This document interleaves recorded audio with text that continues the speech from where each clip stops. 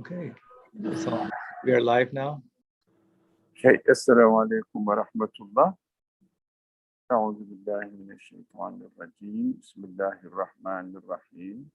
رب اشرح لي صدري ويسر لي أمري واحلل عقدة من لساني يفقهوا قولي واجعل لي وزيرا من أهلي هارون أخي اشدد به أزري واشركه في أمري كي نسبحك كثيرا ونذكرك كثيرا إنك كنت بنا بصيرا. اللهم علمنا ما ينفعنا وانفعنا بما علمتنا وزدنا علما وارنا الحق حقا وارزقنا اتباعه وارنا الباطل باطلا وارزقنا اجتنابه. لا حول ولا قوة إلا بالله العلي العظيم. وصل اللهم على محمد وعلى آله وأصحابه وأتباعه وسلم والحمد لله رب العالمين. Assalamu alaikum wa rahmatullahi again. Last week, we promised that we are going to just a short comment, make a short comment on why do we keep reciting the verse in the Quran when we, at the close of each session of our discussions. The verse is Subhanaka la ilma lana illa ma 'allamtana innaka antal alimul hakim wa akhiru da'wahum alhamdulillahi rabbil alamin. Now this has a story behind it. The story related to Adam's creation, the human's creation. In this story, God promised us, tells angels that he is going to create a Khalifa, a vicegerent, somebody acts on behalf of God on earth. The angels say, oh, are you going to create something which will cause confusion and shed blood in the earth?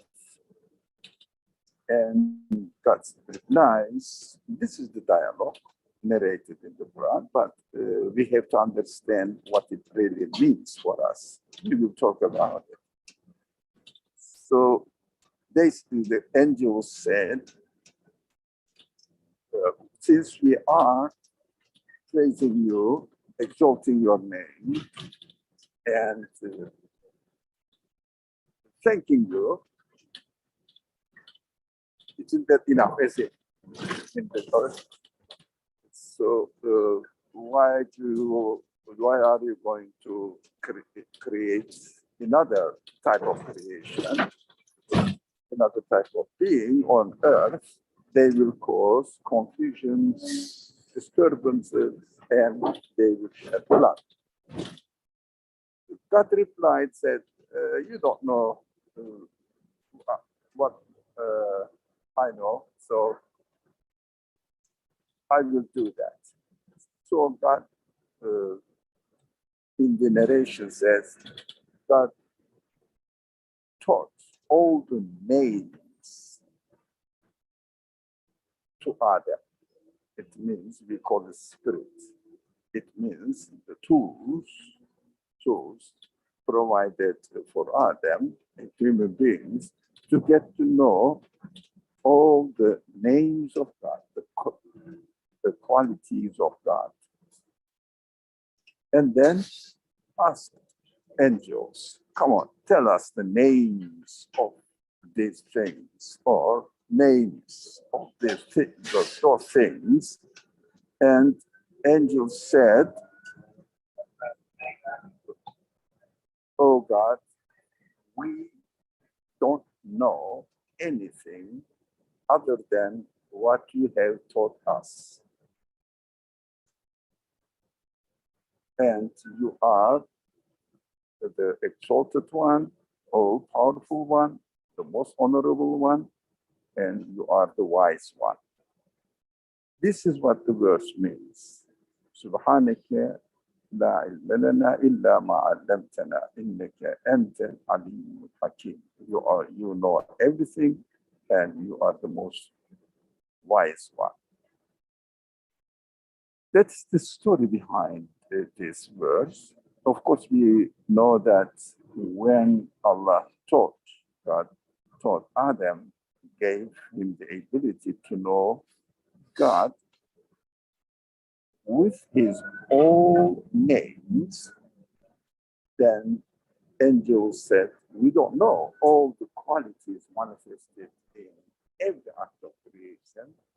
They know only one quality where they execute the command of God or will of God while they receive the will of God, they transfer it into this transient, limited creation. So angels acknowledge the capacity of human beings, that they are given the quality to, the ability to understand all the qualities manifested in the things. So their confession was interesting. They said, we don't know anything apart from what you taught us. It means you have given the capacity, you have given the opportunity for us to know. This is the story why we keep telling this or repeating this verse in the Quran. Why do we do that?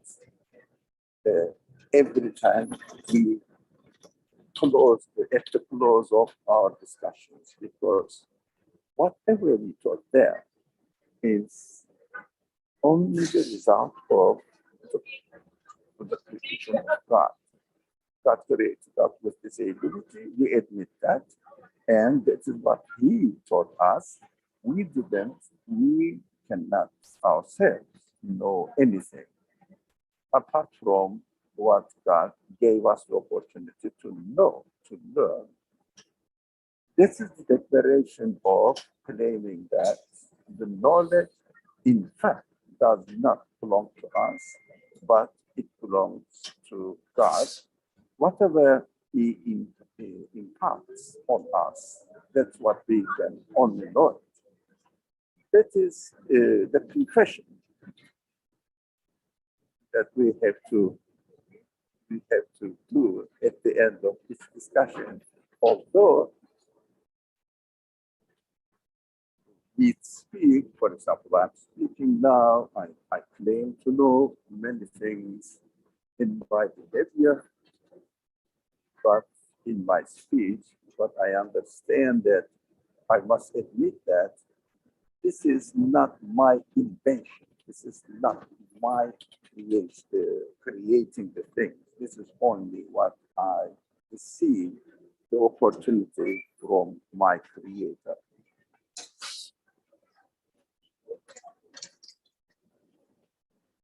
So that is why we recite this verse.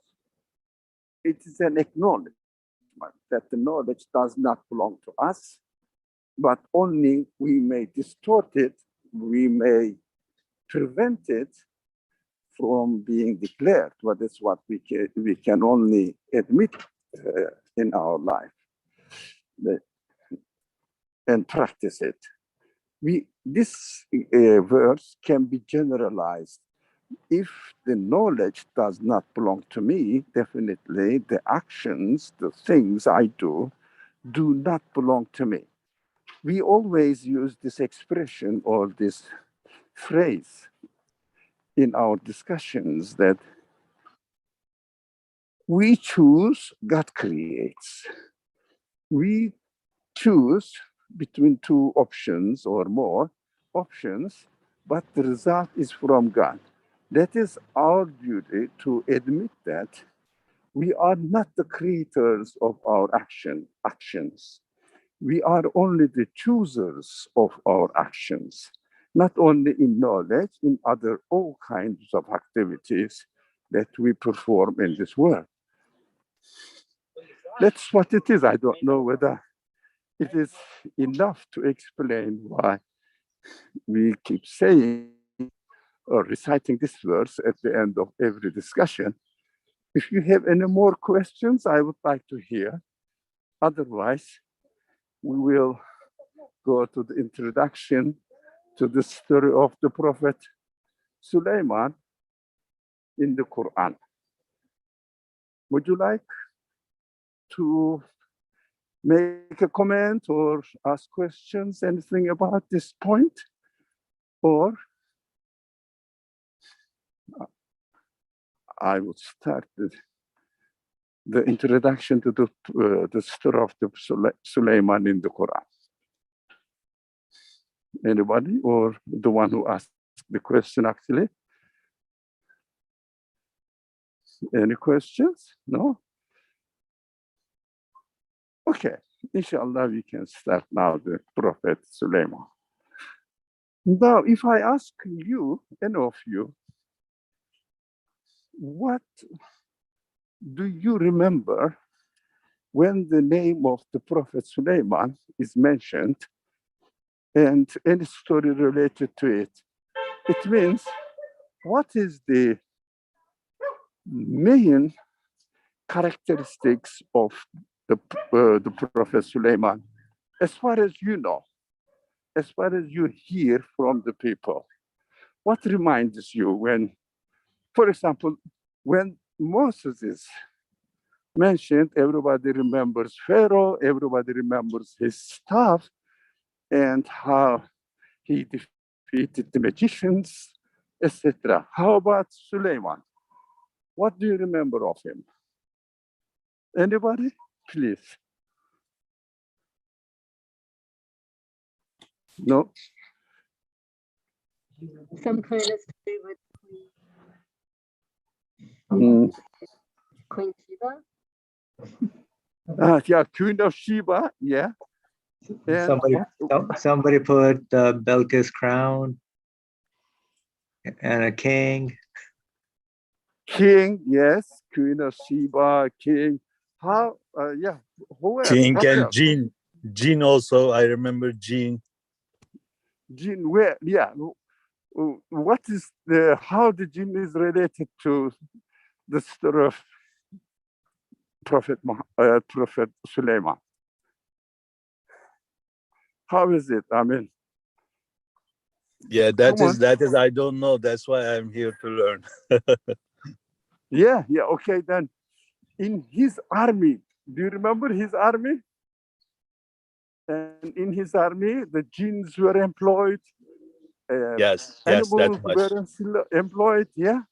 Yes, So yes. he was also Dawood. The Prophet Dawood was a king. Have you heard of it like this? Prophet Dawood was a king, and Suleiman inherited his kingdom. Yes. That's why, yeah. And also, how much do you know, or have you heard of the Prophet Suleiman in his relationship with the Queen of Sheba? I mean, for example, what happened? Did they have a fight? Did the armies fight each other? Suleiman's army and Queen of Sheba's army. Any information you heard? Anybody?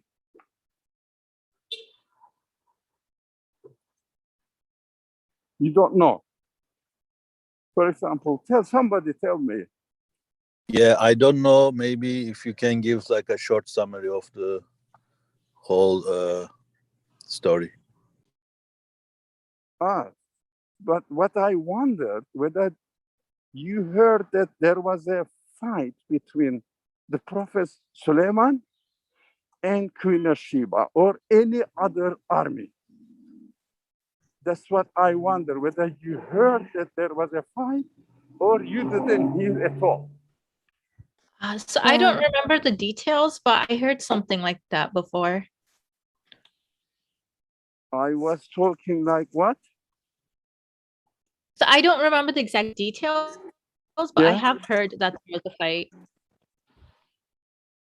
So as far as I can remember, Queen of Sheba avoids going into battle and she doesn't want to go into war, but she wants to solve this problem through diplomacy or through communication first. Yeah, that is correct. How about the Prophet Suleiman? Did he want to fight Queen of Sheba or anybody else? As far as you know, did he want? As far as I know, I don't remember him wanting to fight necessarily, but he wants to make a point clear. Yeah, that is fine. That is excellent. That's as far as I understand from the teachings of the Quran, that is correct as well. So let's come to the subject, our subject now. I have to do it now very quick and settle down.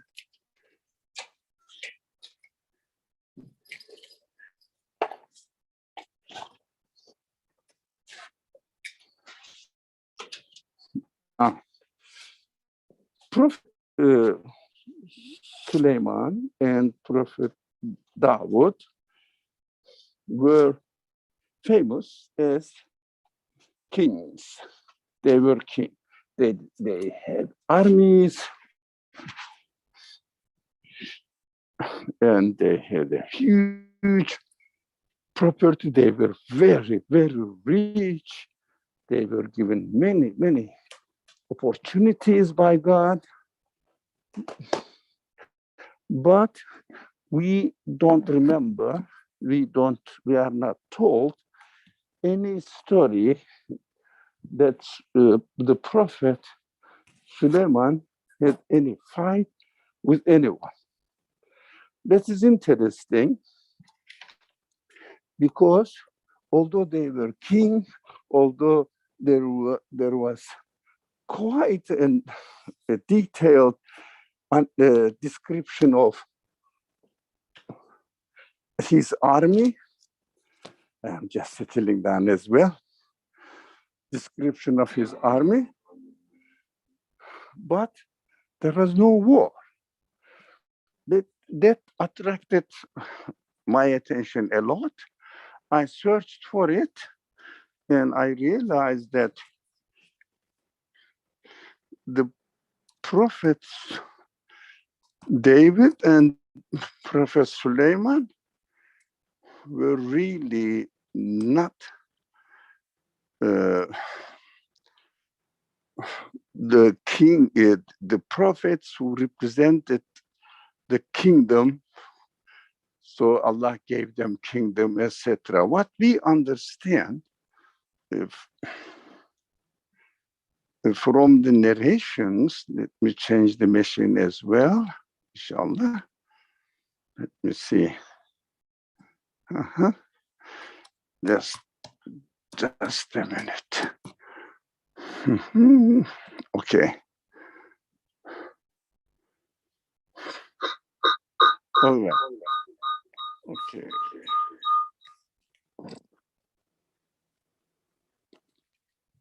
So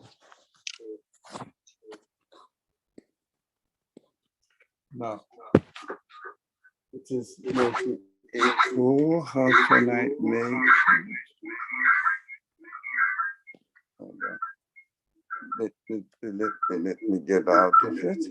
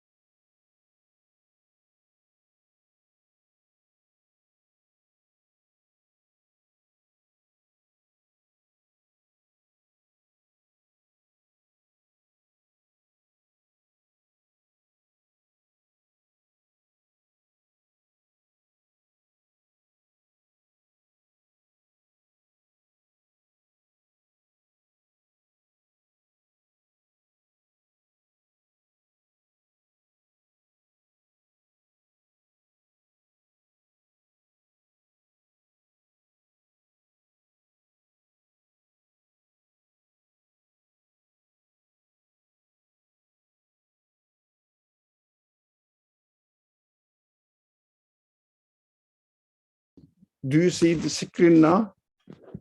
Yes, we do. Okay, thank you very much. So let's go there. What we understand from the story of Suleiman. First, we have to remember that every prophet represented one side of human life. We mentioned about it before and listed many prophets, what they represented as far as human life is concerned. For example, let me just remind you very quickly. For example, the prophet Yunus represented a slave becoming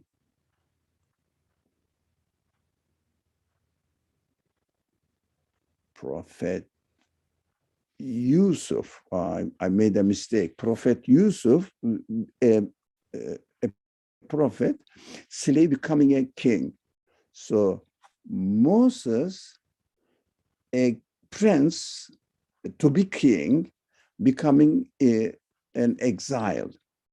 So father having problems with his children, Prophet Yaqub and Noah. Child having problems with his father, Prophet Ibrahim. Husband having problems with his wife, Lot and Noah. Man having problems with Satan, his nephew ego, the prophet Adam. Prophet killing a man by mistake, Prophet Musa, and prophet saving the life of a dead man, and as a miracle, of course, Prophet Jesus, Isa. Prophet inherited kingdom from his father, Prophet Suleiman. A king prophet asking God to increase his 7 worldly properties, again, endless properties, the best properties. Again, Suleiman is asking a lot of properties, wealth from God. Again, that represents one side of human beings. Prophet feeling unsuccessful and losing his hope and stopping his mission. But after asking for forgiveness, repentance, and being a successful prophet, again, Prophet Yunus. So prophet continuing his mission, but at the end, asking God to destroy the unbelievers. Not every prophet asked God to destroy the unbelievers, but Noah had conveyed the message for a long time, but at the end, he was so disappointed with the people's obstinate rejection, asked God, please destroy them. So they are no good as human beings. That was represented. We also have this kind of feeling. As I said, that is enough. Enough is enough. That is, I had, please God, get rid of this enemy, your enemies, etc. That is Prophet Noah. Prophet continuing his mission in spite of the people he is addressing who were trying to kill him, but never ever lost his hope and asked God to have mercy on them and help them to confirm. At the end, he reaches success, or he is successful.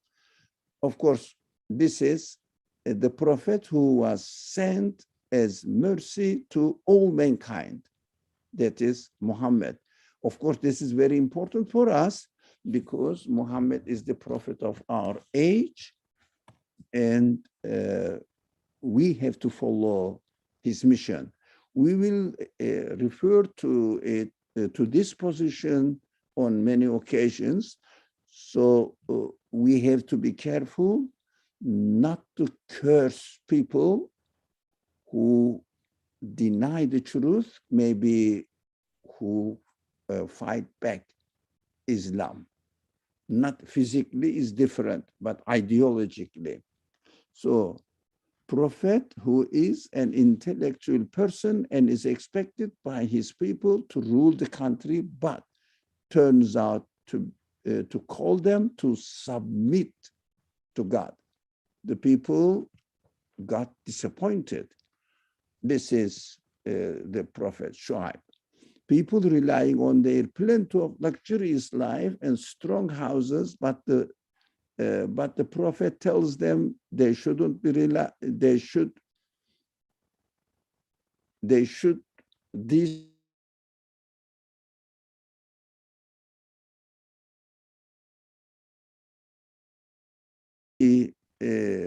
left aside. It means they shouldn't rely them, but they should trust in God. So this is Prophet Saleh. A shepherd prophet becomes the ruler of an administration, and from it many empires emerge. That is Prophet Muhammad. But from a position of a shepherd to become not the emperor, but at the position of an emperor. Well, he was a modest man, but at the position of he was the establisher of an emperor. But of course, this is not really kingdom, but compared to other human administrative systems. So people who receive ready food, but they want what the earth produces.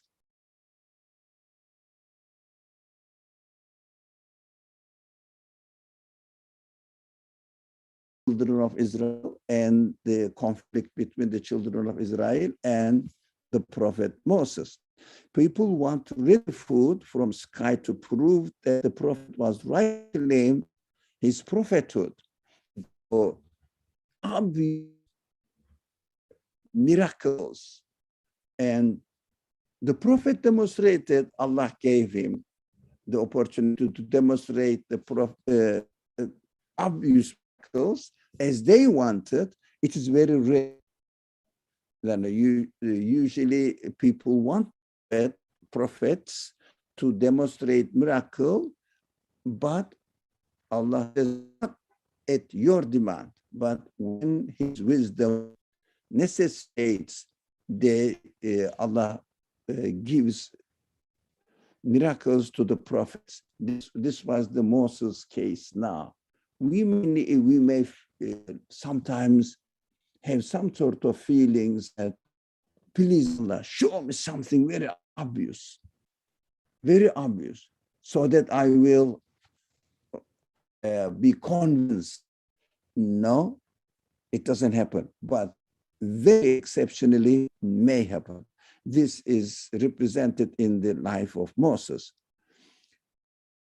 A prophet becomes a student of someone else. A prophet becomes a student of someone else, not God. Of course, God employs it, God arranges it, but it's an example. You may be, for example, a person may be an expert on a certain subject, but someone else may have a superior position, better knowledge on the subject, and this is also narrated to us through the story of Moses and Khidr. Some people are threatened to death and they are saved by God and given the opportunity to be given a secure life even after centuries. I mean, for example, we may be threatened by someone, but there seems to be no hope at all. We just withdraw into our personal private lives. We don't know what will happen after maybe years or decades later. Allah, God, provides us a very prosperous future. This is represented in the story of Ashabul Cave in the Quran. A just ruler covers almost every known place in the world, but that time and helps people everywhere. This is the story of Zulqarnain. And a baby was grown in the worst household and at the end becomes a prophet. This is Musa. So it doesn't mean that you are grown in a very bad family conditions. It doesn't mean that you have to be a bad person. No, Moses was brought up in Pharaoh's family, but at the end he became a prophet. He was appointed as a prophet. It means he protected his primary nature and destroys that house of the tyrants. It means Moses destroyed the Pharaoh's household kingdom. So it is possible. So there is no way to lose our hope for the future. A prophet saves an enslaved people and they become free people with the guidance of the prophet. So a people, total population of a certain group of people, certain race, may be enslaved, but it doesn't mean that there is no hope for them to save their life and to destroy their slavery position and gain their freedom. It's possible. This is also represented in the story of the Quran, again, through the life of Moses. The life of Moses was very interesting in many aspects. So what we are expected to do here, we are expected to know that in every possible situation that we may find ourselves in this life, we should look into the Quran to see in that position maybe a very bad, according to our expectations, according to our judgment, very bad situation, very worse situation.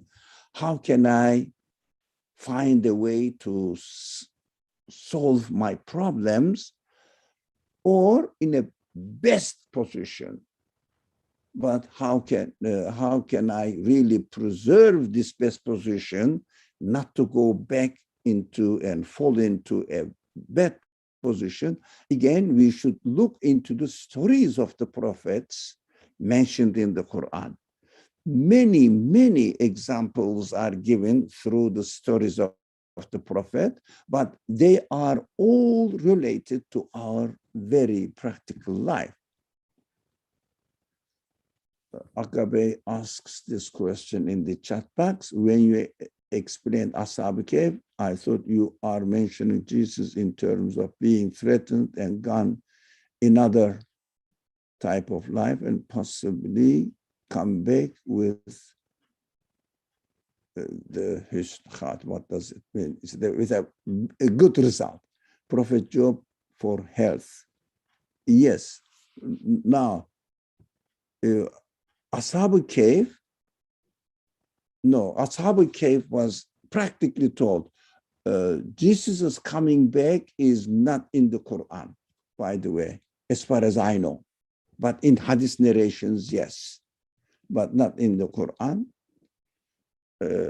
Prophet Job, yeah, so lost all of his property. Thank you, Abe, for reminding this, and health completely, but acknowledged that he is desperately in need of God's help and asked God to help him, and he recovered from his health situation, and he gained again, Allah gave him again his all properties back, including his family life. So Quran is an interesting book. Tells us interesting stories, but through the stories, teach us how to manage our lives in every condition, in every possible condition. That is why we have to get engaged in the Quran on many occasions as much as possible in order to understand how we can solve our problems or not to avoid from deteriorations. It means going bad and bad. How do we, can we protect our positions in this world, in good positions in this world, and not to fall back.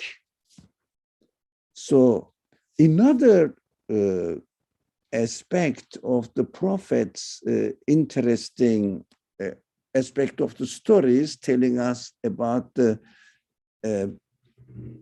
different symbols used in the Quran in terms of miracles. So related to the context of the prophetic mission. For example, Adam's miracle was carrying the beautiful names of God in his material body. That is what we do. But Adam was given or taught the names of God in the Quran, as it is taught in the Quran, and he was demonstrated or presented to us that we have to look at ourselves and see this capacity, that we can really know God through all his names manifested in this world. And also, for example, Noah. Noah's famous miracle was Fulk, Ark, Noah's Ark. Noah's Ark, whoever followed the Noah's message, they were saved. That's what we have to learn from this story, that if we embark on the message of a prophet, the flood cannot harm us. Flood means very dangerous, maybe secular understanding of any kind of civilization, rejecting the prophetic missions. All the people really got lost in the worldly life. But if we follow the prophetic message, then we will be saved. Another example, Salih, the prophet Salih, as much as I could really remember, I listed up. So, Naqatullah, it means camel of God. What does camel of God represent? God sends a camel with no owner, creates a camel with no owner, represents what? Public property. For example, orphans, the creatures that apparently don't have any protector. So the prophet Salih asked his people, let this camel have his share, because camel drink a lot of water. So they say it was a huge camel, but it's just a narration. The Quran doesn't mention this. It was a huge or something. Naqatullah. When we see any unprotected being in this world, we have to acknowledge his or its right to exist, its right to have life, to live. We should not really destroy it, or because it doesn't have a protector, we should avoid from harming them. Prophet Ibrahim, he is the establisher of Kaaba, destroying the idols, teaching the uniqueness of God through La ilaha. That is what Abraham is teaching, La ilaha. Destroying the idols, it means La ilaha. They are not gods. Declaring they are not gods. We have to understand that Prophet Abraham is known as the teacher of Tawheed, but Prophet Abraham is presented in the Quran only the beginning part of the Tawheed. We have to be careful about it. Prophet Abraham, the beginning part of the Tawheed. What is that? Destroying the idols and telling them, telling the people that those who or those which set, those that set, it means transient, cannot be gods. La uhibbul afilin. Those which disappear in existence in time cannot be gods, which means we have to know that Prophet Abraham initiated the first part of Tawheed, La ilaha. Who completed it? Any guess? Prophet Who? Muhammad. Yes, thank you. That's really to the point. So Prophet Muhammad completed La ilaha illallah. So really the establisher of Tawheed, uniqueness of God, is the mission of the Prophet Muhammad.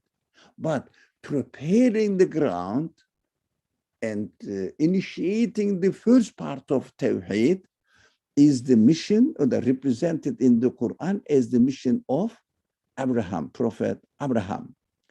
That is interesting. So, for example, another example, Prophet Ismail, Prophet Abraham's son, his miracle is total submission to God's will. Even, ready to be killed, to be slaughtered. If God willed, I will do it. That submission was presented in the Quran in order to be an example for us, so that in certain cases, if we have to obey God at the expense of our life, we have to do that. Excuse me. And Prophet Ishaq, so his progeny, most of the prophets mentioned in the Quran are Ishaq's descendants. So we have to ask God to make our descendant as the one, as those people who convey the message of God to others. We have to pray to God as represented in the life of Ishaq.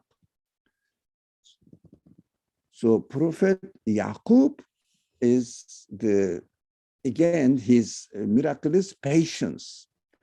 So trusting in God. After asking for forgiveness, Yaqub was rewarded with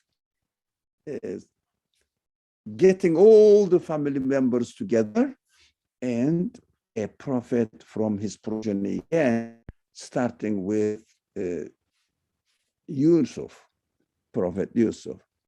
So Yusuf is represented in the Quran with the miracle of dream interpretation and helping unbelievers as an administrator. It means, for example, he was the first man, if you like, or prime minister, if you like, however you call it, the main executor of the administration of the country under the rule of an unbeliever king. Did he mind about it? Not at all. He helped the people, saved their worldly life. While he was saving their worldly life, he was spreading the message to the people. He was fulfilling his messengership. It means, for example, let's say that we are living in a secular society, a secular state, and we were employed by the secular state. We will say, am I going to serve the secular state? Yes, you will, and I will, as Prophet Yusuf did. But while I am serving, I'm not serving the secular state, but I will be serving needy human beings. Human beings are God's creatures. We have to take care of their life. We have to try to help them. Whether the administrator is a secular administration or otherwise, regardless, human beings need to be served nicely. Through this serving, we have to spread our message. That is what Prophet Yusuf did in the example of the Quran. So Prophet Ayub, losing his health and properties, supplicated God to treat him with his mercy, and God did. Inni masaniya durru wa anta arhamur rahimin. It's a very, very interesting concept, actually. Definitely, or indeed, the harm touched me, but I know you are the most merciful of all merciful ones. So that is what Prophet Yaqub's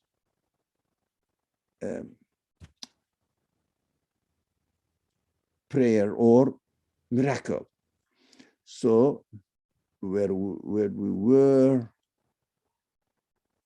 Prophet Ayub, losing his wealth and properties, supplicating to God, not actually Yaqub, not Prophet Ayub, sorry, supplicating God to treat him with his mercy. So Prophet Moses had his staff as his miracle in the Quran. What does it mean? His staff was his message. So if we want a magical stuff, wherever you touch with it, it really turns as you want. But this magical stuff is the Prophet Moses' message. It means if we want an unexpected effect on somebody or some people, we have to use prophetic message. That's what the story of Moses taught us. Prophet Harun, his miracle was eloquence, rhetorical defense of the message. So, for example, God gives some people some ability to express the truth in the best way. Not like me. I'm worse on it. I know that. I cannot really express the truth. I haven't been given the eloquence or the quality of rhetorical speech or presentation of the subject. But if someone may not be the prophet himself, may not receive any message, but he must use his ability to present the message in the best way. That is what Prophet Harun's story teaches us. Prophet Dawood, so he was a king. He was the, if you like, his miracle was making an armor. And this armor in the Quran is presented to us, libasu taqwa. He was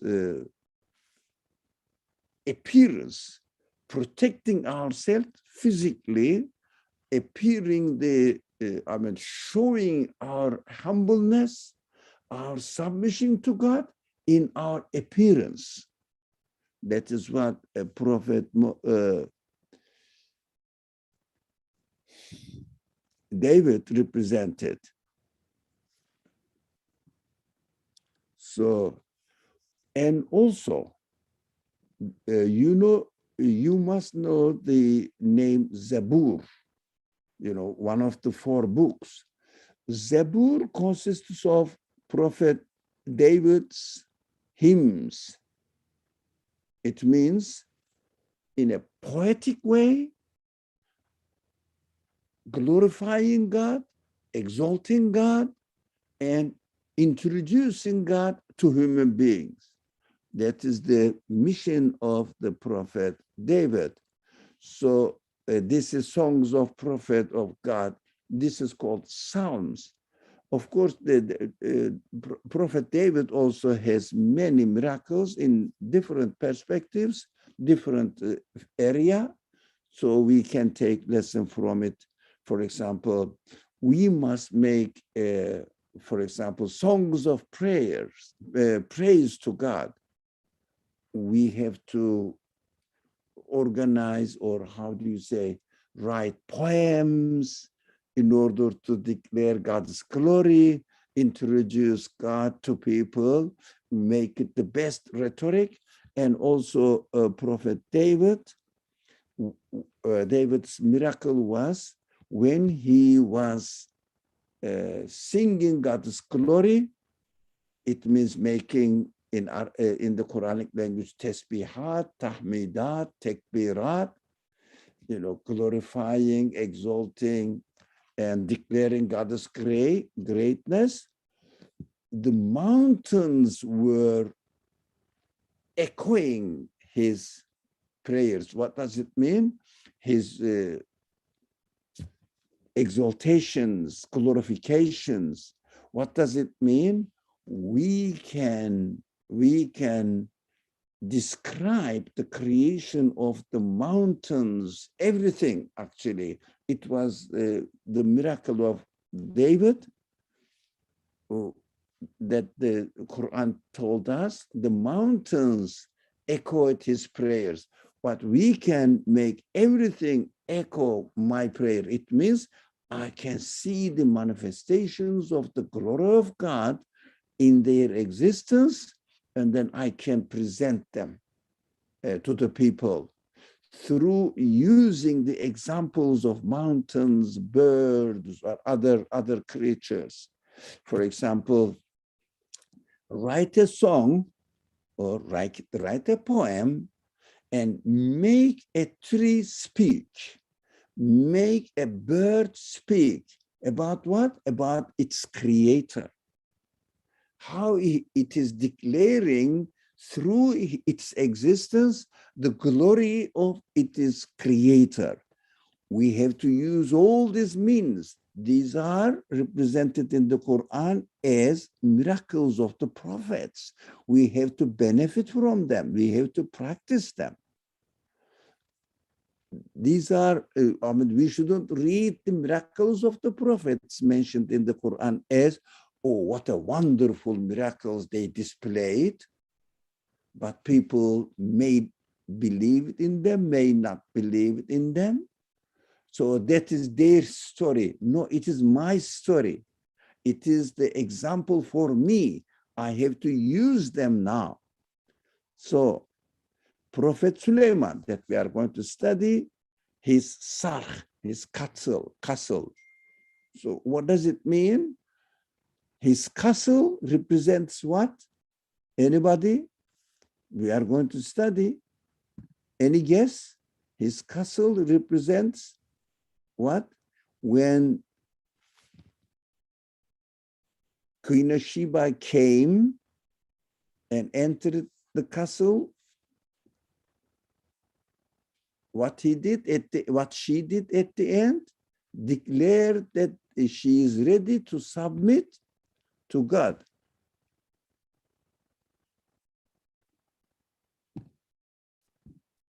Declared her submission to the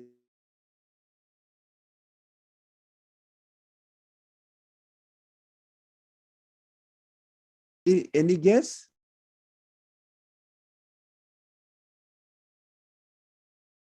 What? No guess? Nobody can guess anything? Okay, we will study this. For the message. Yeah. Agave's name. Yeah, his castle was transparent. Your message. Yeah, that the transparent must be message. Inshallah, we will, the message must be transparent. We should be transparent. We should be sensitive. We should speak clearly.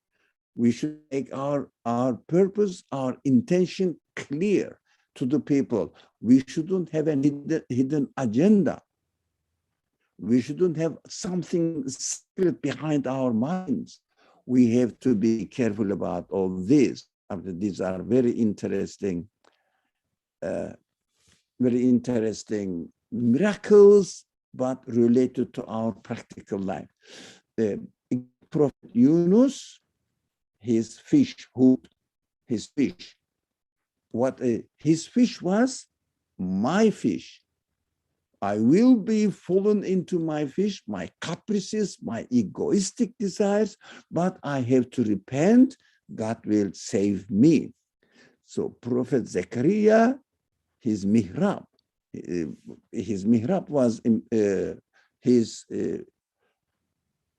where he practices taqwa, is God consciousness, God awareness. So I have to have my mihrab as well in my life. So I have to have sometimes some places in my house where I remember God, I make zikr of God, and I worship God. That is what represented in the miracle of Zechariah.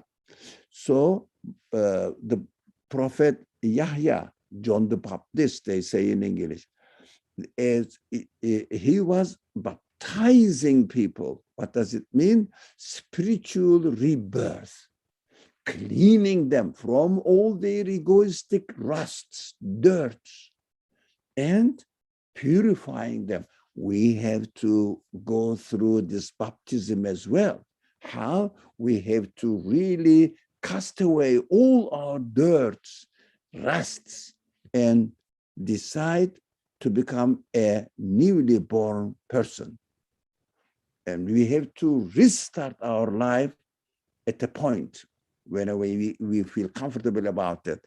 This is represented by the prophet Yahya's miracle example.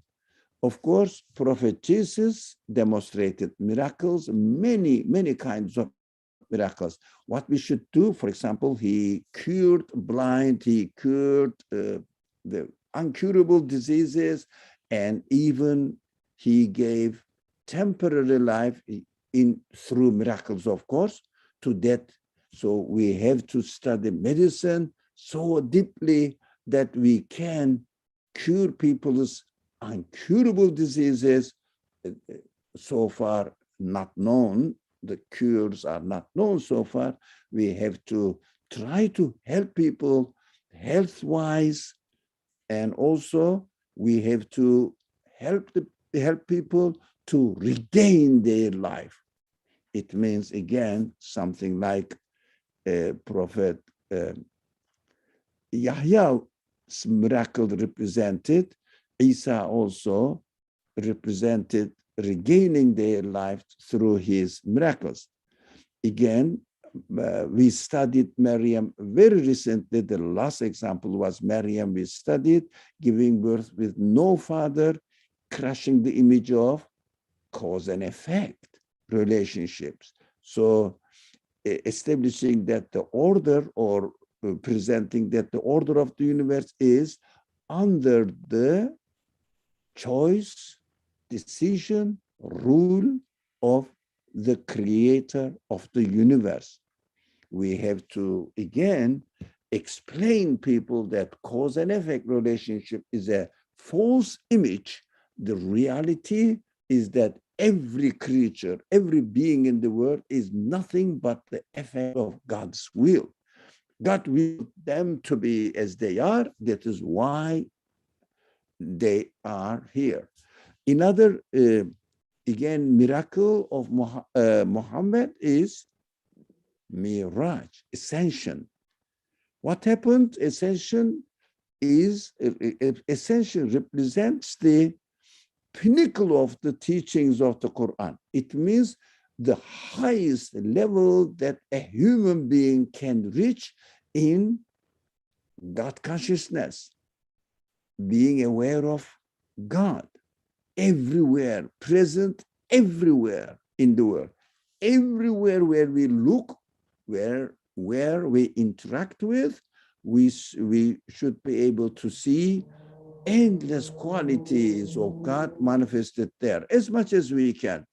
The miracle of ascension represents an ideal and the highest level of human perfection. We have to look for it. We have to strive for it as much as we can. That's what our ascension, for example, the Quran says, our ascension is our prayers. So these are how we should see the prophetic examples, miracles, and their mission. All the examples given in the Quran as prophet's story, but we should never ever read them as something alien to us, far away to us, some historical events. We have to see how we can relate all these, including the miracles, to our practical life. Inshallah, after this introduction to the stories of the Prophet in general, inshallah, starting from next week, we have to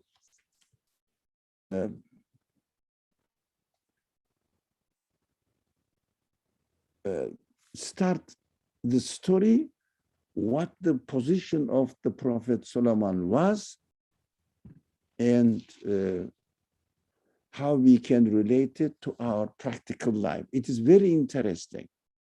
We don't have to be a king. We don't have to rule over the jinns or the birds, but we can do something alongside with the stories mentioned about the life of the Prophet Suleiman. Inshallah, we will start next week. Directly the life of the story of the Suleiman in the Quran directly. Thank you very much. Jazakumullah khair. Inshallah, I'll see you next Saturday, Monday, and next Wednesday. Bismillahir Rahmanir Rahim. Subhanaka la ilma lana illa ma 'allamtana innaka antal alimul hakim. وآخر دعواهم أن الحمد لله رب العالمين بحرمة سر سورة الفاتحة.